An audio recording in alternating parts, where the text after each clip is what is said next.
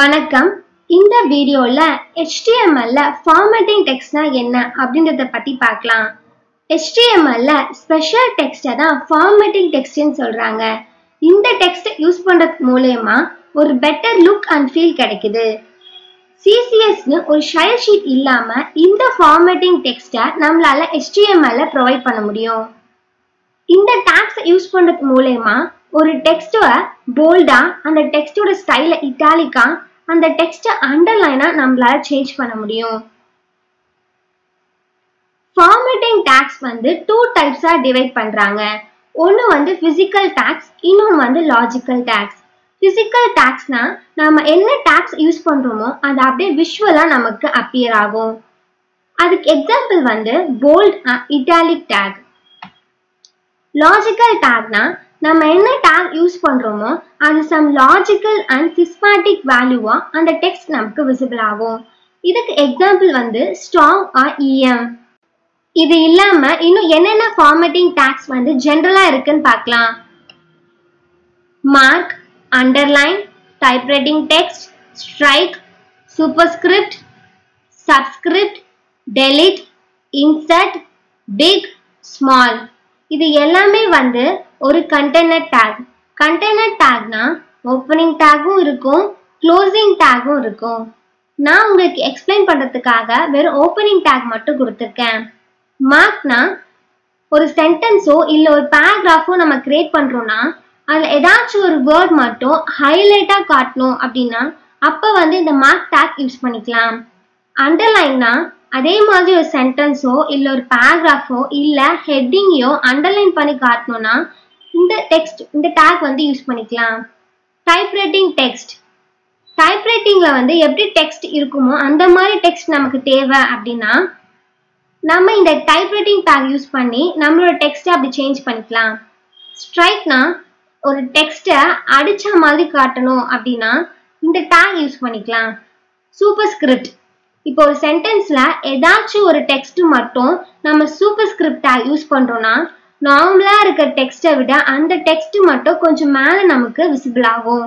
அதுதான் சூப்பர்ஸ்கிரிப்ட். சப்ஸ்கிரிப்ட்னா அதே மாதிரி தான்.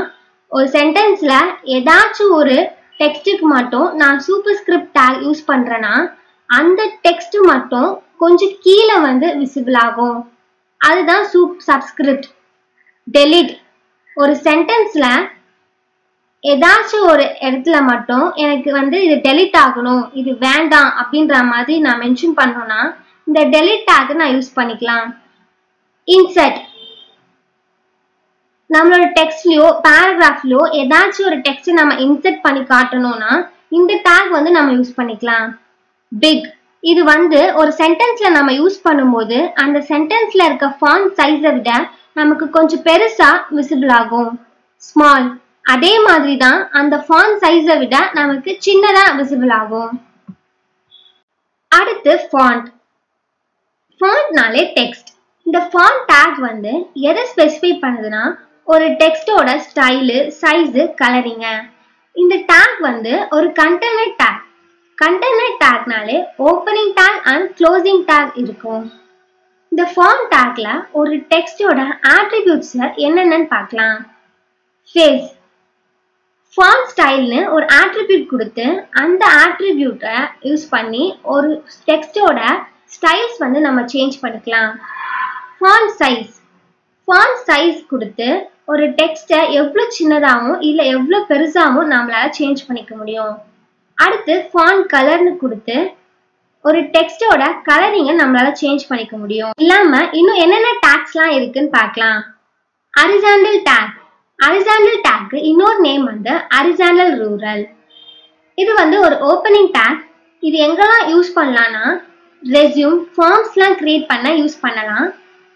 அது இல்லாம ஒரு ஹெட்டிங்கோ இல்ல ஒரு கண்டென்ட்டோ பேராகிராஃபோ கொடுத்துட்டு கீழே இந்த டாக் யூஸ் பண்ணிக்கலாம். இந்த டாக் யூஸ் பண்ணா நமக்கு ஒரு ஹரிசாண்டல் லைன் கிரியேட் ஆகும். அடுத்து லைன் பிரேக். லைன் பிரேக் நம்ம நிறைய டெக்ஸ்ட் டைப் பண்ணிட்டு இருக்கோம். சில இடத்துல அந்த டெக்ஸ்ட் எனக்கு அடுத்த லைன்ல தேவை அப்படின்னா அந்த இடத்துல நான் இந்த பிரேக் டேகை யூஸ் பண்ணிக்கலாம். இது ஒரு ஓப்பனிங் டாக். Background colour. இது ஒரு ஆட்ரிபியூட். BG கலர்னு நம்ம டைப் பண்ணுவோம். இந்த attributes வந்து எப்பவுமே ஓப்பனிங் டேக்ல தான் நம்ம கொடுப்போம். இப்ப எனக்கு பாடி ஃபுல்லா எனக்கு ஒரே கலர்ல தேவை அப்படின்னா நான் பாடியோட ஓப்பனிங் டேக்ல போய் BG கலர் கொடுத்து எனக்கு என்ன கலர் தேவையோ அந்த கலர் நான் கொடுத்தேன்னா பேக்ரவுண்ட் கலர் ஃபுல்லா நான் என்ன கலர் கொடுத்துருக்கேனோ அந்த கலர்ல வந்துடும். நான் பிரேக்கபிள் ஸ்பேஸ் அப்படின்னா நான் வந்து 2 வேர்ட் வந்து டைப் பண்றேன். அதுக்கு நடுவுல வந்து இந்த நான் பிரேக்கபிள் ஸ்பேஸை வந்து டைப் பண்றேன். டைப் பண்ணிட்டு நான் சேவ் பண்ணி என்னோட வெப் ப்ரௌசர் ஓபன் பண்ணி பார்த்தேன் அப்படின்னா எனக்கு வந்து இந்த மாதிரி விசிபிள் ஆகும். பேக்ரவுண்ட் கொடுத்து ஒரு ஸ்பேஸ் கொடுத்து கலர் வரும். இந்த நான் பிரேக்கபிள் ஸ்பேஸ் எதுக்காகனா ஒரு ஸ்பேஸ் வந்து கிரியேட் பண்றதுக்காக. இது மாதிரி நான் இதுக்கு ரெண்டுத்துக்கும் நடுவுல எத்தனை நான் பிரேக்கபிள் ஸ்பேஸ் கொடுக்குறனோ அத்தனை ஸ்பேஸ் வந்து எனக்கு கிரியேட் ஆயிடும் என்னோட வெப் ப்ரௌசர்ல. அடுத்து டெக்ஸ்ட். இது வந்து ஒரு ஆட்ரிபியூட்.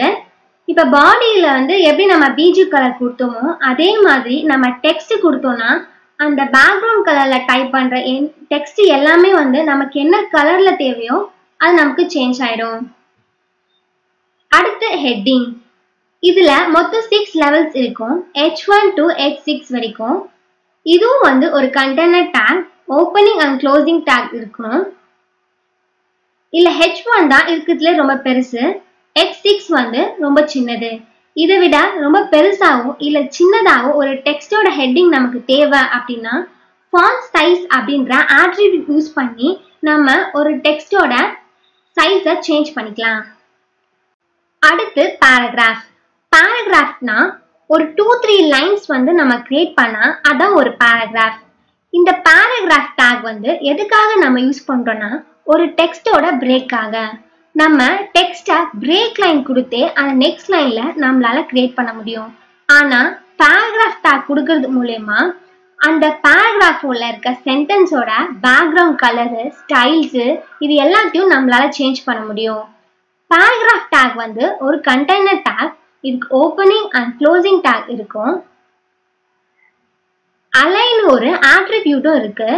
இந்த அலைன் வந்து நம்ம ஓப்பனிங் டேக்ல தான் கொடுக்கணும். இந்த அலைன்ல நம்மளோட பேராகிராஃப் வந்து லெஃப்ட் சைட்ல வேணுமா, ரைட் சைட்ல வேணுமா, சென்டர்ல வேணுமா, இல்ல ஜஸ்டிஃபைல வேணுமா அப்படின்றத நம்மளால சேஞ்ச் பண்ணிக்க முடியும். இது இல்லாம நார்மலா கலரு, ஃபாண்ட் சைஸ், ஸ்டைல்ஸ் இது எல்லாத்தையுமே வந்து நம்ம பேராகிராஃப்ல சேஞ்ச் பண்ணிக்க முடியும். இது வரைக்கும் நம்ம பார்த்த formatting text, font, tags, headings, பேராகிராஃபை ப்ராக்டிக்கலா நோட்பேட்ல கோடிங்கா டைப் பண்ணி அதோட அவுட்புட் எப்படி வருதுன்றத வெப் ப்ரௌசர்ல பார்க்கலாம். என்னோட லேப்டாப்ல டாஸ்க் பார்ல சர்ச்ல போய் நோட்பேட்++ன்னு நான் டைப் பண்ணிக்கிறேன். கிளிக் பண்ண உடனே எனக்கு என்ன நோட்பேட் வந்து ஓப்பன் ஆயிடும். நான் நார்மலா ஒரு வெப்பேஜ் வந்து HTML யூஸ் பண்ணி கிரியேட் பண்ண என்னென்ன HTML கோட்ஸ்லாம் இருக்குமோ அதை டைப் பண்ணிக்கிறேன். Opening take HTML, closing take HTML. Opening take HTML கீழே ஹெட்டிங் ஓப்பனிங் டேக் கொடுத்துக்கிறேன்.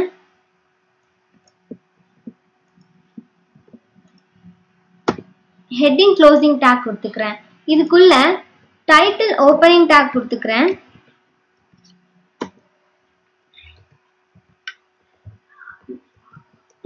டைட்டில் க்ளோசிங் டேக் கொடுத்துக்கிறேன்.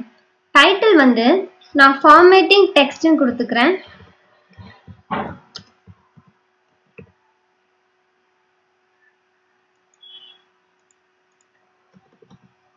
அடுத்து பாடி ஓப்பனிங் டேக் கொடுத்துக்கிறேன். என்னோட HTML டேக் எங்க முடியுதோ அதுக்கு மேல பாடி க்ளோசிங் டேக் கொடுத்துக்கிறேன். இதுதான் நம்ம HTML யூஸ் பண்ணி ஒரு வெப்பேஜ் கிரியேட் பண்ண ஸ்டாண்டர்டான HTML கோட்ஸ். இது இல்லாம இன்னொரு ஓப்பனிங் டேக் வந்து நம்ம கொடுக்க போறோம். அது எதுக்காகனா நம்ம நோட்பேட் யூஸ் பண்ணி இங்க டைப் பண்ணிருக்க இந்த கோடிங்லாம் வந்து HTML கோடிங்னு ப்ரௌசர் அண்டர்ஸ்டாண்ட் பண்ணிக்கிறதுக்காக நம்ம கொடுக்குறோம். அது HTML ஓப்பனிங் டேக்கு மேல நம்ம கொடுக்கணும். Exclamatory டாக்கோ type HTML.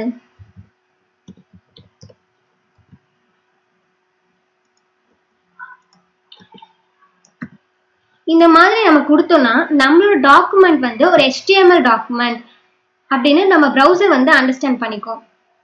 இப்போ பாடியில போய் என்னென்ன ஃபார்மேட்டிங் டெக்ஸ்ட்லாம் இருக்கோ அதை நம்ம கொடுத்து ட்ரை பண்ணி பார்க்கலாம். போல்ட், அப்புறம் ஸ்ட்ராங் STRONG, அப்புறம் இட்டாலிக், அப்புறம் EM, அப்புறம் பிக், அப்புறம் ஸ்மால், அப்புறம் டெல், அப்புறம் இன்ஸ், அப்புறம் டைப்ரைட்டிங் டெக்ஸ்ட்,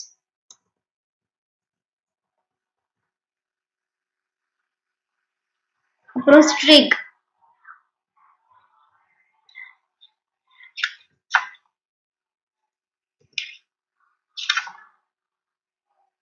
அப்புறம் அண்டர்லைன்,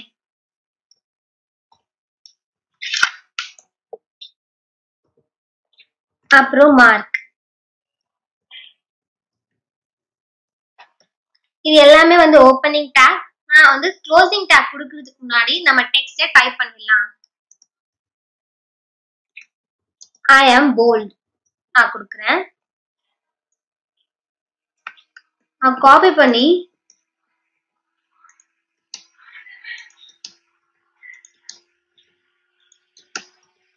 எல்லா ஃபார்மேட்டிங் டெக்ஸ்ட்லயும் கொடுக்கிறேன்.